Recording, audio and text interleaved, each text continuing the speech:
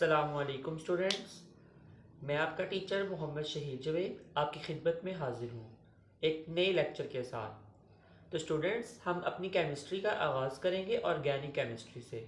Chemistry is divided in two parts, organic and inorganic. But second year में अगर हम पहले ऑर्गेनिक केमिस्ट्री स्टडी करेंगे तब जाके हमारी इनऑर्गेनिक केमिस्ट्री हम उसको एबल होंगे पढ़ने के।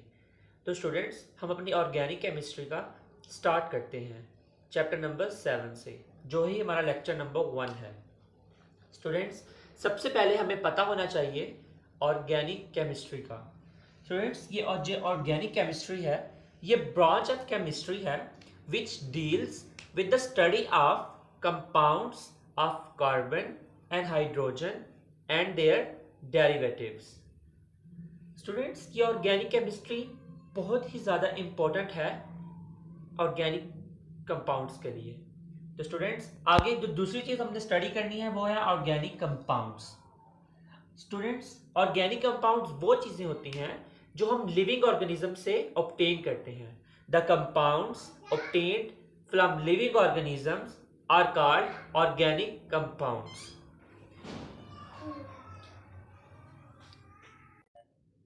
स्टूडेंट्स, वाइटल फोर्स थ्योरी जो है, शुरू में साइंटिस्ट को ये बिलीव था कि वाइटल फोर्स थ्योरी प्रेजेंट है ऑर्गेनिक कंपाउंड्स के अंदर, कि वो इनऑर्गेनिक कंपाउंड्स से नहीं बन सकते, वो लेबॉर्ट्री में प्रिपेयर नहीं हो सकते।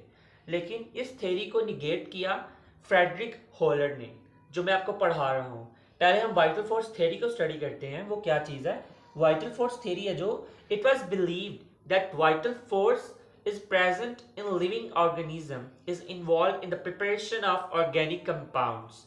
Therefore, these compounds could not be prepared in laboratory from inorganic materials. But later on जो होलर ने वर्क किया उससे हमें ये पता चला कि ऑर्गेनिक कंपाउंड्स लेबॉर्ट्री में भी प्रिपेयर हो सकते हैं। स्टूडेंट्स, अब हम अपना स्टार्ट करते हैं इंपॉर्टेंस ऑफ होलर्स वर्क, कि होलर ने आगे ये कॉन्सेप्ट चेंज किया कि vital force theory is not essential. Holer ने सबसे पहले यूरिया को प्रिपेयर किया लेबॉर्ट्री में फ्रॉम अमोनियम साइनेट, जो कि इनऑर्गेनिक मटेरियल है। तो अब हम उसको स्टडी करते हैं, importance of Wohler's work. In 1828 a German scientist Friedrich Wohler prepared organic compound in laboratory. He prepared urea from ammonium cyanide. Students, ये इक्वेशन भी हमने यहाँ शो की है, NH4 CNH CNO irreversible reaction NH2CO NH2. Urea is present in the waste of mammals while NH4 CNO is an inorganic material. तो students, इससे ये साबित हो गया कि जो हम ऑर्गेनिक कंपाउंड्स हैं वो हम लेबॉर्ट्री में भी प्रिपेयर कर सकते हैं, और यही इंपॉर्टेंस है होलर्स के वर्क की। स्टूडेंट्स, की बहुत इंपॉर्टेंट एमसीक्यूज है और साथ एससीक्यू है, क्योंकि स्टूडेंट्स पेपर में पूछा जाता है what is inorganic compound and explain the importance of Wohler's work. तो स्टूडेंट्स, जब भी ये क्वेश्चन आए आपने ऑर्गेनिक कंपाउंड्स की डेफिनेशन लिखनी है और नीचे आपने इंपॉर्टेंस ऑफ होलर्स वर्क को डिस्क्राइब करना है। अगर वाइटल फोर्स थ्योरी का भी आपसे पूछ ले तो आप बीच में उसका भी बता सकते हैं। तो स्टूडेंट्स, ये सारा वर्क आपने डिस्क्राइब करना है। अस्सलाम वालेकुम स्टूडेंट्स, तो हम अपने लेक्चर को कंटिन्यू करते हैं और पढ़ते हैं प्रॉपर्टीज ऑफ ऑर्गेनिक कंपाउंड्स। तो स्टार्ट करते हैं अपना lecture.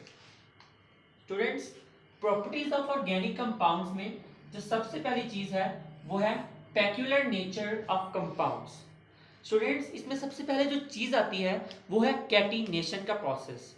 The self linking ability of carbon is called catenation. Students, हम लिखते हैं सबसे पहले कैटिनेशन।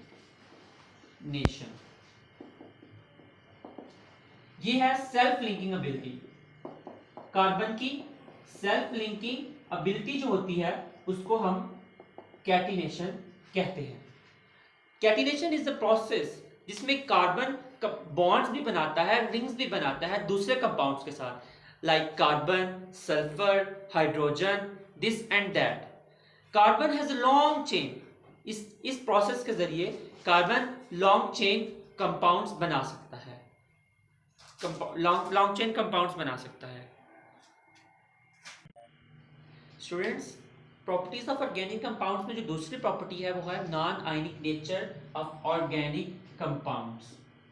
तो स्टूडेंट्स हम इसको स्टडी करते हैं। Non ionic nature of organic compounds का मतलब है कि organic compounds always give covalent compounds, they do not give ionic reactions.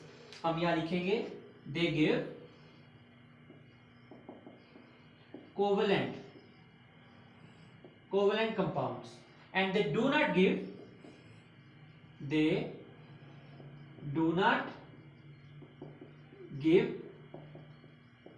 ionic reactions।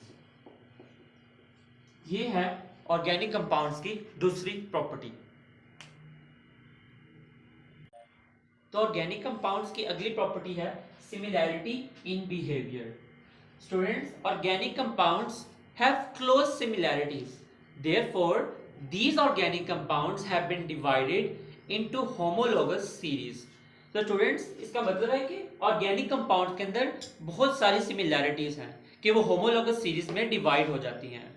Students, जो अगली प्रॉपर्टी है वो है isomerism. Isomerism means with different structure having same molecular formula. It is very rare property in organic compounds only on।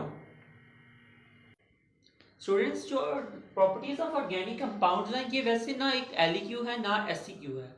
हाँ, teachers या board के जो examiners होते हैं वो इसको पूछते हैं right any two property, right any three properties of organic compound, जो एज अ शॉर्ट क्वेश्चन कभी कभार दिया जाता है। तो स्टूडेंट्स, हम इनको बाकी जो हमारी प्रॉपर्टीज जाके उनको स्टडी करते हैं। जो हमारी पांचवी प्रॉपर्टी है वो है rates of organic reactions. Students, जो रेट्स ऑफ ऑर्गेनिक रिएक्शंस है वो बहुत स्लो है। It is because due to molecular nature of organic compounds. अगली प्रॉपर्टी जो हमारी स्टूडेंट्स है वो है सॉल्युबिलिटी। स्टूडेंट्स, जो ऑर्गेनिक कंपाउंड होते हैं वो इनसॉल्युबल होते हैं वाटर के अंदर, वो सॉल्युबल होते हैं non polar solvents like benzene, petroleum, ether, इन सारे सॉल्वेंट्स के अंदर वो सॉल्युबल होते हैं। स्टूडेंट्स, जो हमारी अगली प्रॉपर्टी है वो है complexity of organic compounds. Students, जो कम्प्लेक्सिटी ऑफ ऑर्गेनिक कंपाउंड्स है ना वो बहुत ही, ऑर्गेनिक कंपाउंड्स बहुत स्ट्रक्चर उनका मोलेकुलर होता है और बहुत ही उनका स्ट्रक्चर हार्ड होता है। आगे हम इसके एग्जांपल देखेंगे। एक स्टार्च C6H10O5,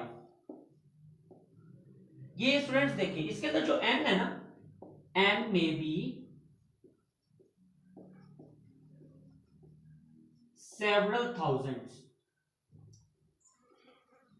इससे पता चलता है कि ऑर्गेनिक कंपाउंड्स का स्ट्रक्चर बहुत ही कॉम्प्लेक्स होता है। आगे स्टूडेंट्स, जो अगली चीज है हमारे पास वो है होमोलोगस सीरीज, जो हम ऊपर वाली प्रॉपर्टी में स्टडी कर रहे थे सिमिलैरिटी एंड बिहेवियर के अंदर कि organic compounds have been divided into number of homologous series. Homologous series students क्या होता है? Homologous series is the series of organic compounds which differ by a unit CH2, which differ by the unit CH2। इसके example में हम लिखेंगे alkane series, जिसमें हर एक compound alkane का हर एक कंपाउंड एक दूसरे से CH2 यूनिट से डिफर होता है। स्टूडेंट्स, हमारा जो अगला टॉपिक है वो है sources of organic compounds. Sources of organic compounds में सबसे पहले हमारे पास जो चीज आती है वो है कोल। कोल की डेफिनेशन सबसे पहले हम लिखेंगे, ये यूजुअली लॉन्ग क्वेश्चन के तौर पे हमारा इंट्रोड्यूस किया जाता है। It is a solid mineral usually of black colour. Students, सबसे पहले हम इसकी थ्योरी लिखेंगे, जो फॉर्मेशन की थ्योरी है उसमें हम सबसे पहले लिखेंगे it was believed that coal was formed by the decay of remains of trees and these trees were buried under earth 500 million years ago. जो सोर्सेज ऑफ ऑर्गेनिक कंपाउंड्स में कोल है ना, उसकी हम इक्वेशन लिखेंगे जो सबसे पहले जैसे वो बनता है। जैसे वुड है वो बनेगी डेड प्लांट्स एंड एनिमल्स से, बैक्टीरियल एंड केमिकल रिएक्शंस होंगे जिससे बनेगा पीट। उसके बाद हाई टेम्परेचर एंड प्रेशर होगा जिससे बनेगा lignite, and then high pressure की मौजूदगी में इससे बनेगा bituminous coal, and then high pressure हम देंगे जिससे बनेगा एंथ्राक्साइड। स्टूडेंट्स, आगे आगे हैं कोल के यूजेस। सबसे पहला जो कोल का यूज है वो है it is a good source of fuel. It is a good source of fuel. Students, जो इसका दूसरा सोर्स है, it's destructive distillation of carbon give so many organic compounds. It gives coal tar, it gives coke, it gives coal gas. Students, जो इसका तीसरा source है, हम इसको पावर जनरेटिंग स्टेशंस में यूज करते हैं। स्टूडेंट्स, जो आगे कोल तार है, वो आगे डिफरेंट डिफरेंट ऑर्गेनिक कंपाउंड्स हमें दे रहा है।